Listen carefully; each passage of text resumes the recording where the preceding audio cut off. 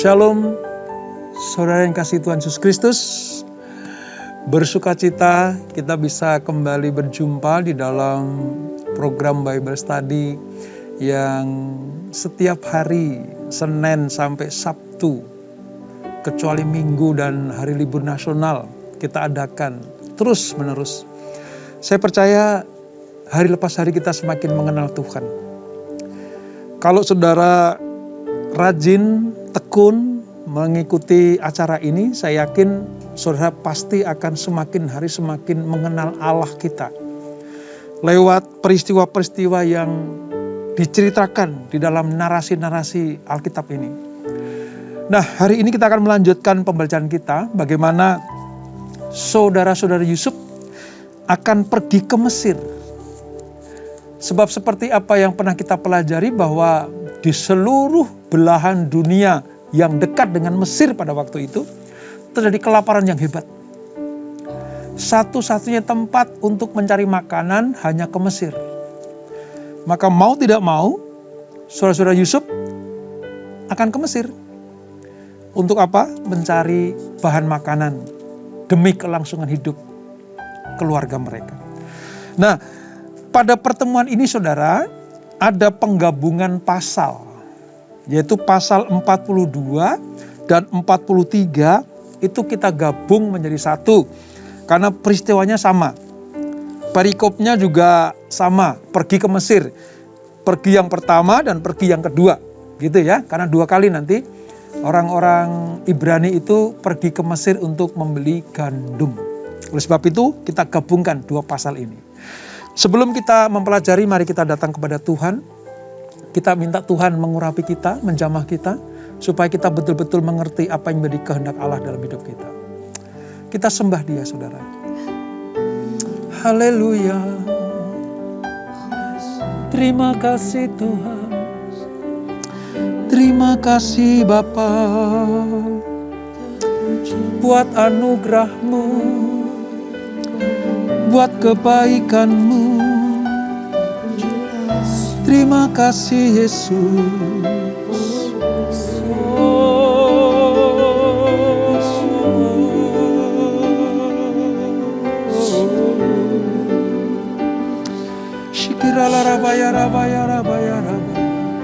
Semua karena anugerah-Mu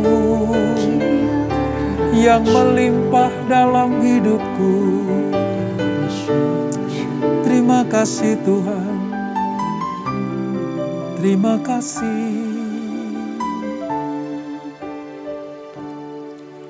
Ku hidup karena anugerah-Mu. Tiada satu pun dapat ku banggakan, semua karena cinta-Mu.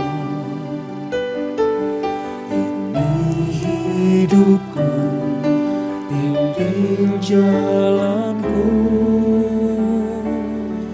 kasih-Mu mengubah hidupku. Amin. Kau memilihku, selamatkan hidupku, semua karena cinta-Mu. Ini hidupku, pimpin jalanku. Yesus pegang erat tanganku, ku tak dapat hidup di luar kasih-Mu. Bapa, jangan tinggalkan aku, Engkau alasan selama ku hidup. Yesus pegang erat tanganku, ku tak dapat hidup di luar kasih-Mu. Bapa, jangan tinggalkan aku, Engkau Allah selama ku hidup. Yesus pegang erat tanganku. Amin. Ku tak dapat hidup di luar kasih-Mu, Bapa. Jangan tinggalkan aku. Engkau alasan selama ku hidup. Engkau alasan selama ku hidup. Engkau alasan selama ku hidup. Oh, Yesus pegang erat tangan. Jangan tinggalkan kami, pegang erat tangan kami Tuhan. Hanya Engkau satu-satunya sandaran hidup kami. Hanya Engkau satu-satunya pengharapan kami.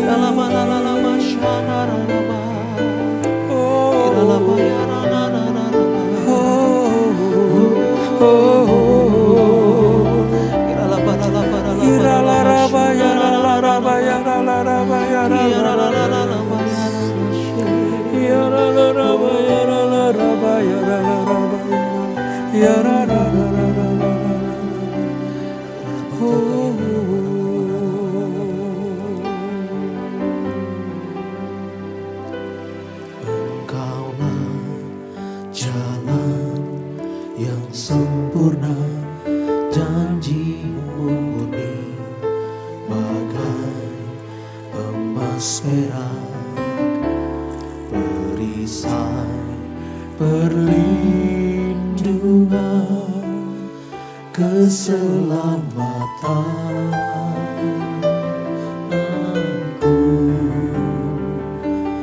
Engkaulah jalan kebenaran, dalam kasih-Mu ada kehidupan. Penolong yang setia di dalam kesesakan,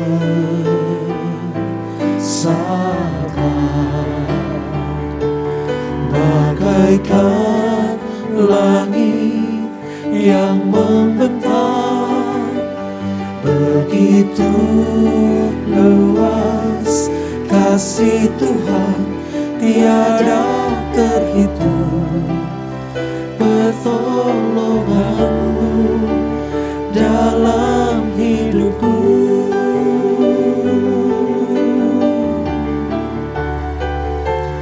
bagaikan dalamnya samudra, begitu dalam kasih Tuhan tiada terhitung.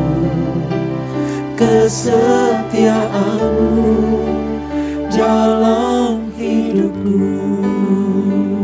Amin Tuhan. Engkaulah jalan bagi kami. Engkaulah jalan yang sempurna, janji-Mu murni bagai emas perak, perisai perlindungan, keselamatanku. Engkaulah jalan kebenaran, dalam kasih-Mu ada kehidupan. Penolong yang setia di dalam kesesakan,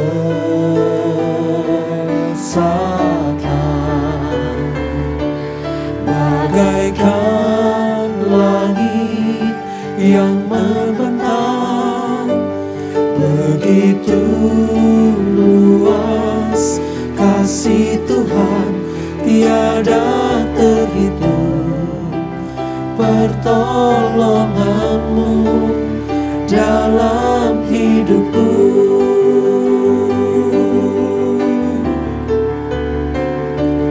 Bagaikan dalamnya samudra, begitu dalam kasih Tuhan tiada terhitung kesetiaanmu dalam hidupku.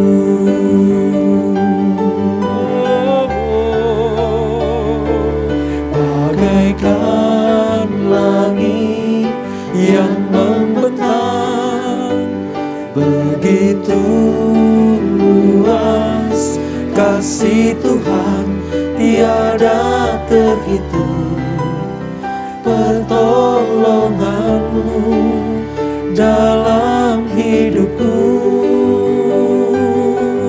Ya Bapa, bagaikan dalamnya samudra, begitu dalam kasih Tuhan tiada terhitung kesetiaanmu dalam hidupku.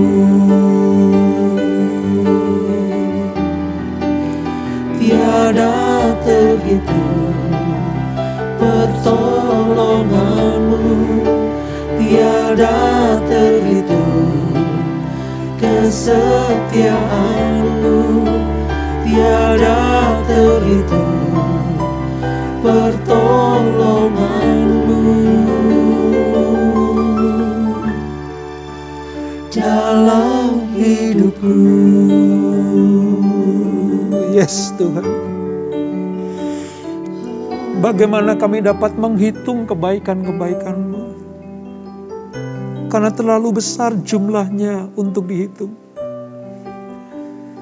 Bagaimana kami bisa mengukur dalamnya kasih-Mu? Karena begitu dalam, begitu luas. Bahkan kadang apa yang tidak dapat kami pikirkan, itu Kau berikan buat kami semuanya. Ini pengakuan kami kepada-Mu ya Tuhan. Sungguh besar kasih-Mu kepada kami. Kami hanya dapat berkata terima kasih. Hanya dapat bersyukur atas anugerah ilahi ini. Terima kasih Bapa. Terima kasih Tuhan Yesus. Terima kasih Roh Kudus. Karya-karya-Mu luar biasa. Sebentar kami akan kembali merenungkan kebenaran firman-Mu. Belajar tentang sabda-sabda-Mu. Supaya kami lebih lagi mengasihi dan mencintai Engkau. Dan semakin mengenal pribadi Allah yang kami sembah dan kami layani. Urapi kami Tuhan. Urapi hamba-Mu. Di dalam nama Yesus. Mari yang siap belajar firman Tuhan, sama-sama kita katakan amin, amin, amin. Sementara kita memuji Tuhan, menyembah Tuhan, saya rasakan Roh Allah yang bekerja luar biasa ya saudara. Kalau kita benar-benar ada di dalam hadirat Tuhan, rasa-rasanya kenikmatan yang tidak dapat diganti dengan apapun juga. Lalu kita mengingat kebaikan-kebaikan Tuhan. Ya, seperti langit yang membentang luasnya tak terhitung. Seperti kebaikan Tuhan, bagaikan lautan, samudra yang dalam tak terjangkau. Demikianlah kasih setia Tuhan buat kita semuanya. Nah, berhubungan dengan apa yang kita pelajari pada hari ini, kita akan melihat bagaimana kasih Tuhan itu tetap bekerja bagi keluarga Yakub atau orang Israel, orang Ibrani yang dipelihara Tuhan. Nah, di pasal yang ke-42 dan 43 ini saudara, intinya begini, bahwa ketika terjadi kelaparan di mana-mana, mereka mau tidak mau, keluarga Yakub ini mau tidak mau harus pergi ke Mesir untuk membeli gandum, untuk mencari bahan pokok makanan, yaitu gandum. Nggak ada jalan lain, saudara. Harus ke Mesir, karena di Mesir terjadi sebuah kegerakan pada waktu itu 7 tahun masa kelimpahan. Lumbung-lumbung Mesir penuh dengan makanan. Dan 7 tahun setelah itu, terjadilah kelaparan yang hebat. Bukan hanya di tanah Mesir, tapi wilayah sekitarnya. Kanaan kena, saudara. Nah, berdasarkan peristiwa itu, maka Yakub atau Israel memerintahkan kepada anak-anaknya untuk pergi ke Mesir membeli gandum. Tanpa mereka tahu, di Mesir ada keluarga mereka. Di Mesir ada orang pilihan Tuhan, orang Ibrani dari keluarga Yakub ini. Nah, saya akan bacakan beberapa ayat saja, nanti akan kita jelaskan ya saudara. Begini, di pasal yang ketiga 42 ayat 1 sampai dengan ayat keempat. Demikian firman Tuhan. Setelah Yakub mendengar kabar bahwa ada gandum di Mesir, berkatalah ia kepada anak-anaknya, "Mengapa kamu berpandang-pandangan saja?" Lagi katanya, "Telah kudengar bahwa ada gandum di Mesir. Pergilah ke sana dan belilah gandum di sana untuk kita, supaya kita tetap hidup dan jangan mati." Ayat 3, lalu pergilah ke 10 orang saudara Yusuf untuk membeli gandum di Mesir. Tetapi Yakub tidak membiarkan Benyamin, adik Yusuf, pergi bersama-sama dengan saudara-saudaranya. Sebab pikirnya, jangan-jangan ia ditimpa kecelakaan nanti. Jadi, di antara orang yang datang membeli gandum, terdapatlah juga anak-anak Israel, sebab ada kelaparan di tanah Kanaan. Ini pasal 42 ayat 1 sampai dengan ayat ke-5. Ke-10 orang saudara Yusuf tadi, saudara, pergi ke Mesir untuk membeli gandum. Tapi Yakub tidak membiarkan Benyamin, anak bungsunya, adik Yusuf, adik sedarah daging, seibu dengan Yusuf, yaitu lahir dari Rahel, tidak pergi. Karena Yakub berpikiran jangan-jangan dia nanti ditimpa celaka lagi. Benyamin ditahan di rumah, nggak boleh ikut. Makanya yang pergi 10 orang. Ya. Yehuda, Ruben, Lewi, dan semuanya pergi. 10 orang itu pergi ke Mesir. Ayat 1-8 kalau kita baca selanjutnya saudara. Ketika 10 saudara itu menghadap mangku bumi Mesir atau Perdana Menteri Mesir, yaitu Yusuf. Mereka tidak mengenali pejabat itu sebagai Yusuf. Sebab 12 tahun sesudah berlalu, pemuda kurus ya, yang elok rupanya itu telah mereka jual. Dan sekarang tumbuh menjadi orang dewasa. Kini dia berdiri di hadapan mereka sebagai seorang yang paling berkuasa di Mesir. Tentunya bahasa, pakaian, sikap resmi mangku bumi atau Perdana Menteri di Mesir itu akan sedikit mempengaruhi Yusuf dalam penampilannya. Tetapi dari pihak Yusuf, begitu melihat 10 saudara itu datang, langsung mengenali saudara.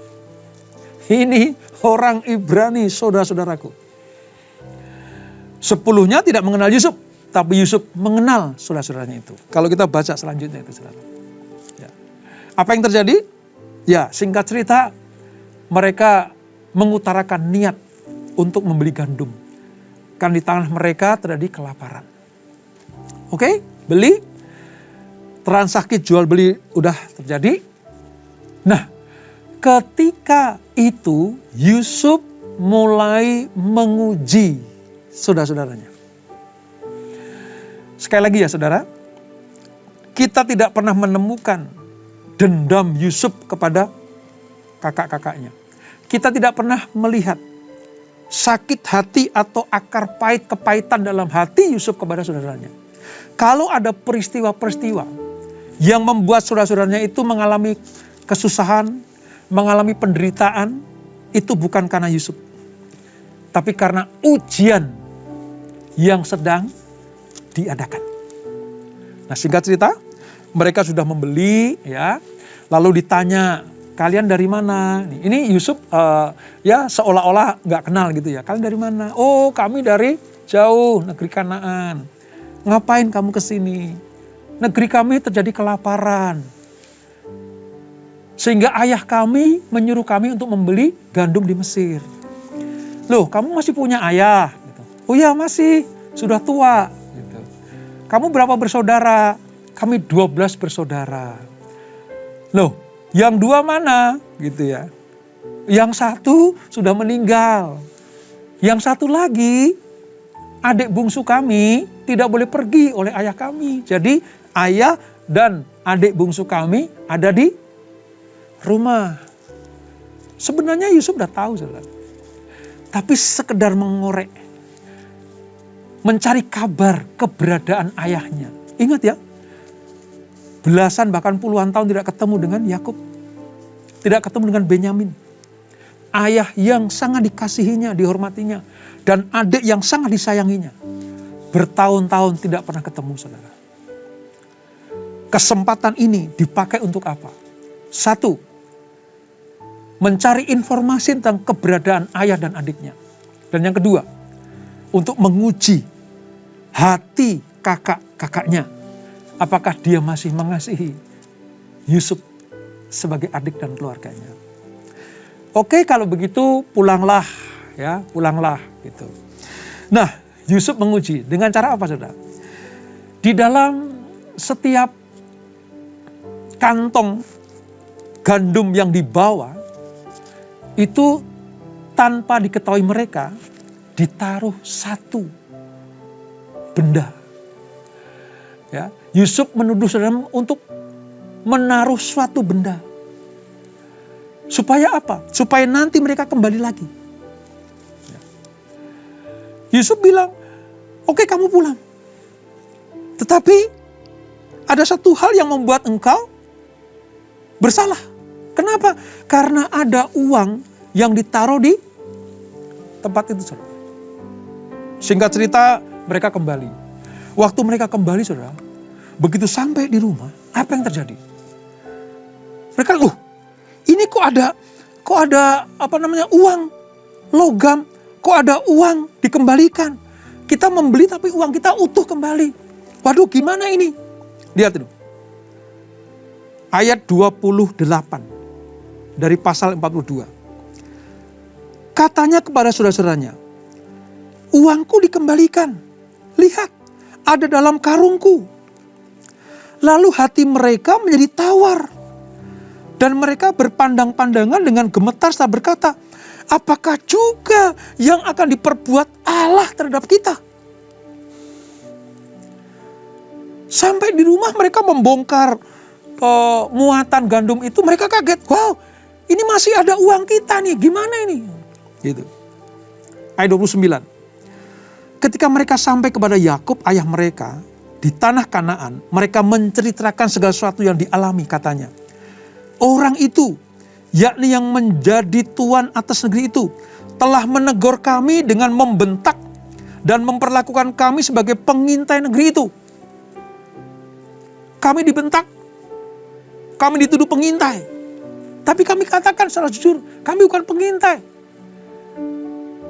Kami 12 bersaudara, yang 1 sudah tidak ada. Kami 10, yang bungsu ditahan oleh bapak kami. Orang itu menegur kami dengan membentak dan memperlakukan kami sebagai pengintai negeri itu. Tapi kata kami orang jujur. Kami bukan pengintai. Diceritakan seperti itu, saudara. Apa yang terjadi? Intinya begini, Yusuf pengen Benyamin dibawa untuk diperlihatkan kepadanya. Nah, ketika seisi rumah orang Ibrani itu menemukan bahwa ada uang-uang untuk membeli gandum tapi yang di situ, saudara, mereka sangat ketakutan, tawar hati. Waduh, kesalahan apa lagi ini? Gitu. Lalu terjadi, ya, Yakub ayah mereka, ayat 36, berkata kepadanya, kamu membuat aku kehilangan anak-anakku. Yusuf tidak ada lagi, Simeon tidak ada lagi, sekarang Benyamin pun tidak hendak engkau bawa juga. Jadi ketika mereka kedapatan ada uang di dalam itu, saudara, mereka ditahan. Tidak boleh keluar. Tidak boleh keluar Mesir. Jaminannya Simeon di penjara. Simeon di penjara. Tidak dilepaskan. Yang pulang cuma bersembilan. Lalu orang itu, Yusuf bilang gini, engkau akan mendapatkan Simeon saudaramu, kalau yang bungsu engkau bawa kemari. Wah, ini seperti buah si malakama, saudara. Ini seperti sudah ketiban tangga, ya, ketiban benda, tangga pula begitu. Simeon ditahan, sekarang Benyamin diminta. Terjadilah sebuah konflik keluarga di dalam diri Yakub. Apa yang terjadi, saudara? Mereka minta, "Pak, biarlah Benyamin aku bawa ke sana." Karena permintaan mangku bumi itu seperti itu. Supaya Simeon dibebaskan. Apa jawab Yakub? Kalian itu ya, aku sudah kehilangan Yusuf. Sekarang Simeon ditahan di sana. Terus engkau akan mengambil Benyamin untuk dibawa ke sana. Itu mempercepat hari kematianku. Tapi apa kata Yehuda, saudara? Yehuda tampil. Untuk apa?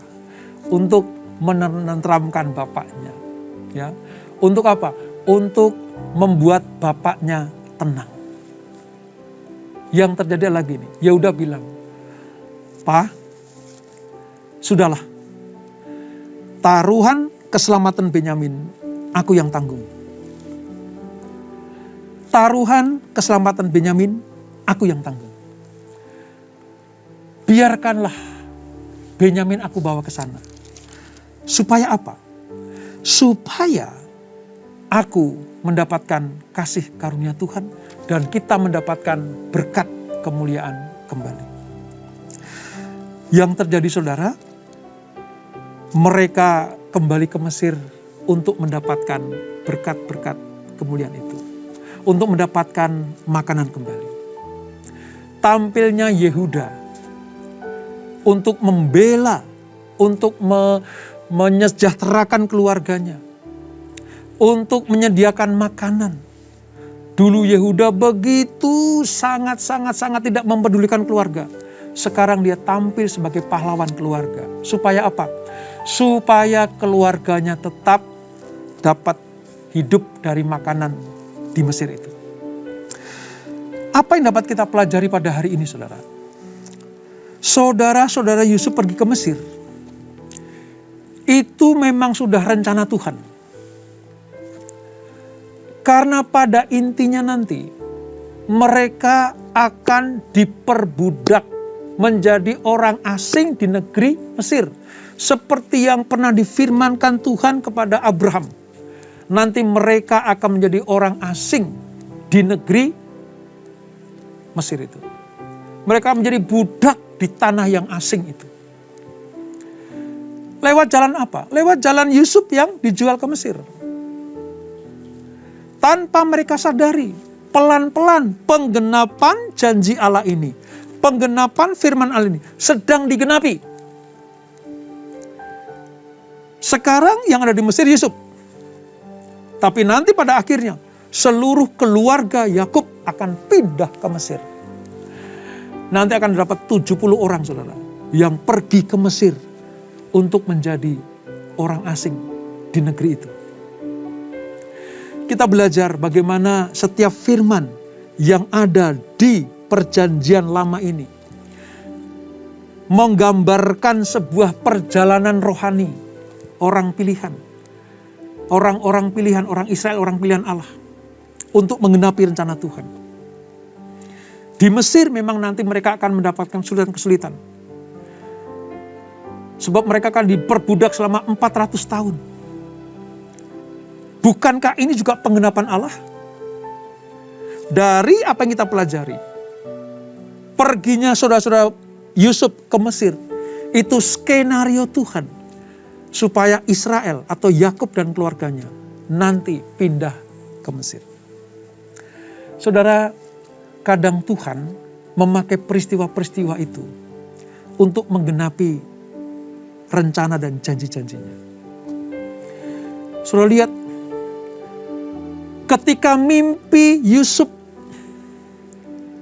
bulir-bulir gandumnya yang tegak berdiri, lalu 11 bulir yang lain itu sujud menyembah kepada bulir Yusuf ini. Apa yang terjadi? Digenapi.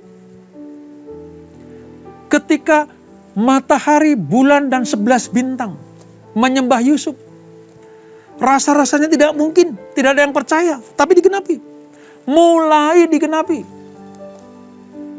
Saya mau katakan bagi kita semuanya, tetaplah percaya kepada Tuhan. Tetaplah percaya kepada firman-Nya. Setiap janji yang diberikan kepada kita, setiap firman yang disampaikan kepada kita, itu pasti digenapi. Siapa yang sangka Kanaan terjadi kelaparan kalau bukan karena rencana Tuhan? Siapa yang menyangka kakak-kakak Yusuf bertemu dengannya di Mesir kalau bukan Tuhan yang mengaturnya? Siapa sangka nanti Yakub ketemu dengan anak yang paling dikasihinya, yang pernah mendapatkan kabar bahwa dia dicabik-cabik binatang buas. Siapa sangka? Semuanya diatur oleh Tuhan. Jadi kalau ada peristiwa-peristiwa yang sepertinya tidak mungkin terjadi, tetapi itu adalah janji Allah, percaya saja, pasti akan digenapi. Dari hal ini kita belajar. Mari, manusia mereka-reka yang jahat, manusia mereka-reka yang tidak baik, tapi Tuhan memutuskan untuk kebaikan bagi orang yang mengasihi Dia. Seperti keluarga Yusuf mereka-reka yang jahat, saudara-saudara Yusuf mereka yang jahat, tapi Tuhan mereka-reka yang baik. Tetaplah hidup dalam kebenaran. Tetaplah hidup dalam takut akan Tuhan. Supaya kehidupan kita dipakai Tuhan. Bukan hanya menjadi berkat bagi keluarga, tapi juga berkat bagi orang lain. Ingat saudara, amanat agung, pergi, jadikan sebuah bangsa muridku. Dari Yerusalem, Yudea, Samaria, sampai ujung bumi. Yusuf tanpa disadari sedang menggenapi perintah Allah yang luar biasa ini. Menjadi berkat di Yerusalem, Yudea, Samaria, sampai ujung bumi. Kalau hidupmu berkenan kepada Tuhan, kalau engkau punya karakter seperti Yusuf, engkau akan menggenapi amanat agung ini. Yusuf jadi berkat bagi keluarganya. Yusuf jadi berkat bagi orang Mesir. Dan Yusuf menjadi berkat bagi bangsa-bangsa yang kelaparan pada waktu itu. Demikianlah kita akan menjadi berkat bagi banyak orang, khususnya keluarga kita. Jadilah berkat bagi siapa saja. Dengan cara apa? Tetap setia, percaya kepada janji Allah, dan selalu berpegang kepada firman Tuhan. Kita tundukkan kepala.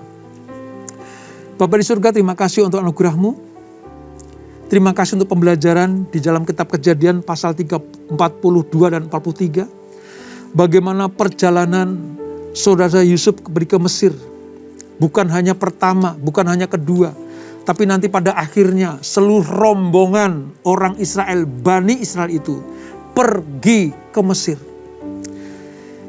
Ini bukan hal yang kebetulan karena kelaparan, bukan. Ini semua karena rencana Allah. Oleh sebab itu ya Bapa, ajar kami mengerti setiap rencana-Mu. Kalau kami dekat kepada Allah, kami intim dengan Tuhan, maka Tuhan akan memberikan pengertian jalan-jalan mana yang kami tempuh. Seperti hari ini, kami belajar di kisah saudara-saudara Yusuf ini. Tanpa mereka sadari, mereka sedang menggenapi rencana Tuhan. Kami tahu sekarang, setiap langkah kami, orang-orang percaya, sesungguhnya sedang menggenapi rencana Tuhan.